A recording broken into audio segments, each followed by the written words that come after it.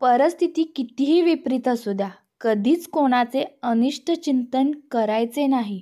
आपण जे पेरतो तेच उगवते. हा स्वामींच्या सृष्टीचा नियम आहे आणि हा नियम प्रत्येकानेच पाळला पाहिजे.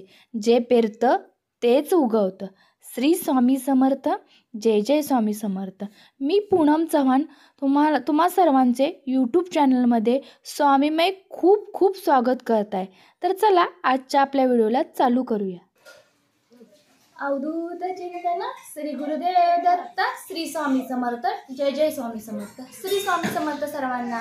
नेहमीप्रमाणे आपला व्हिडिओ हितगुज बाबतीतच आहे.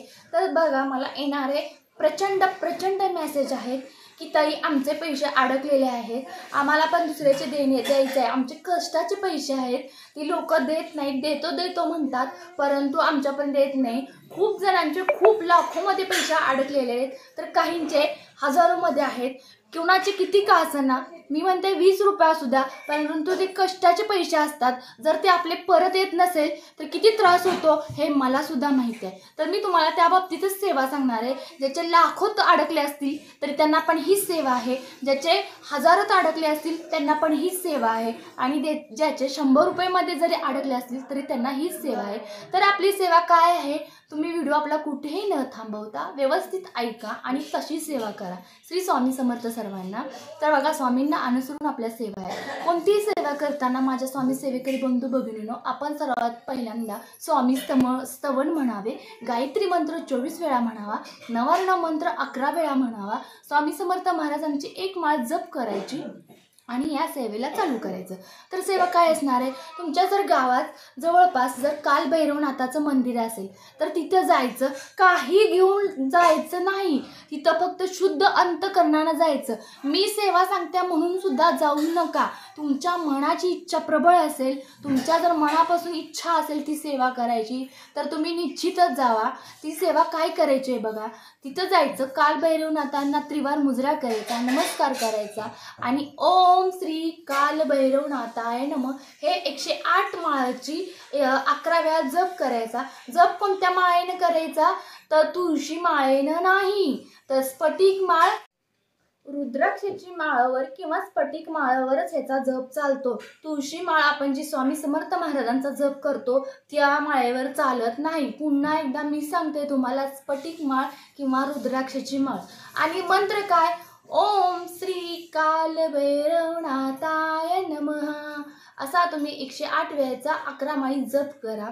121 दिवस सलग सेवा करायची. तुम्ही तर 21 दिवस करायला लागणार पण करायची. त्यातून तुमचा फोन आला, पैसे आला तरी तुम्ही सेवामध्ये आधी सोडू नका, कारण असे प्रसंग आपल्या संसार मागे वारंवार येतात.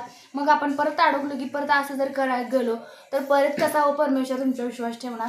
म्हणून तुमची सेवा पूर्ण करा. कारण मी असं का सांगता, कारण मध्येच आपल्याला सेवा करताना 10 ते 12 दिवसात ह्याचा रिझल्ट मिळतो, परंतु आपली सेवा ही 21 दिवसाची आहे आणि ती सेवा तुम्ही पार पडा. खूप मोठी सेवा नाही आहे, खूप छोटीशी सेवा आहे. 1 रुपया सुद्धा खर्चिक सेवा नाही आहे आपल्या स्वामी महाराजांच्या कार्यात किंवा सेवा मार्गात. फक्त जी काय आहे तो लाख मोलाचा वेळ द्यावा लागतो आणि स्वामी समर्थ महाराजांची सेवा करायला लागते. तर खूप छोटीशी सेवा पण तुमच्यासाठी लाभदायक सेवा आहे.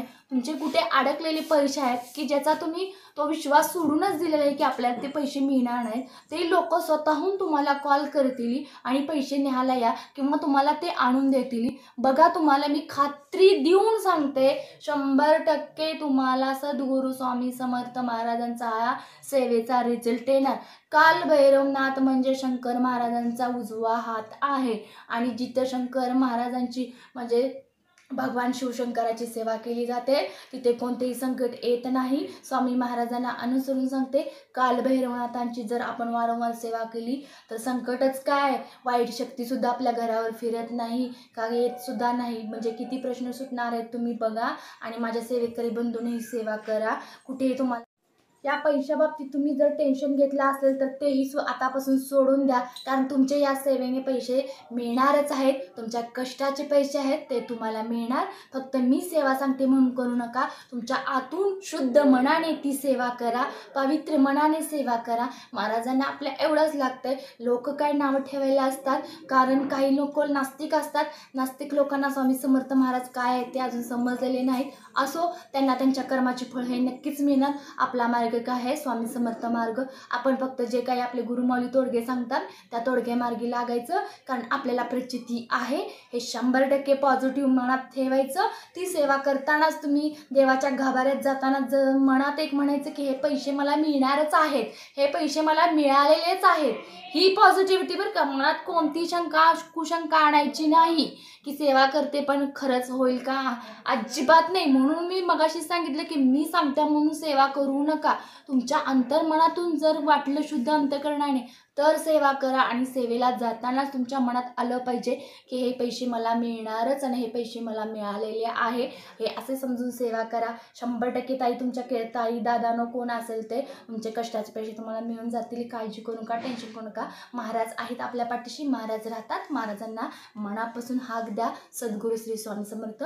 जर तुम्हाला माझे व्हिडिओ आवडत असतील तर खूप खूप तुम्हाला धन्यवाद मानते, आणि माझे व्हिडिओ शेअर करा, सबस्क्राईब करा, श्री स्वामी समर्थ अशी कमेंट करा, लाईक करा, आणि बेल आयकॉनवर क्लिक करायला विसरू नका, जेणेकरून सर्वात प्रथम स्वामी समर्थ महाराजांचे काही तोडगे असतील, काय बाबतीत हितगुजा असेल, हे तुम्हाला सर्वात आधी मिळून जातील. आणि ज्यांनी सबस्क्राईब केले त्यांना सद्गुरू श्री स्वामी समर्थ भरभराट देव, त्यांचं आरोग्य दीर्घ आयुष्य खूप लाभ हो त्यांना, त्यांच्या घरातील सर्व प्रश्न सोडो, कारण हा आपला साखळीचाच मार्ग आहे, स्वामी समर्थांचाच मार्ग आहे, आणि स्वामींचंच केंद्र आहे, आणि स्वामींचंच चॅनल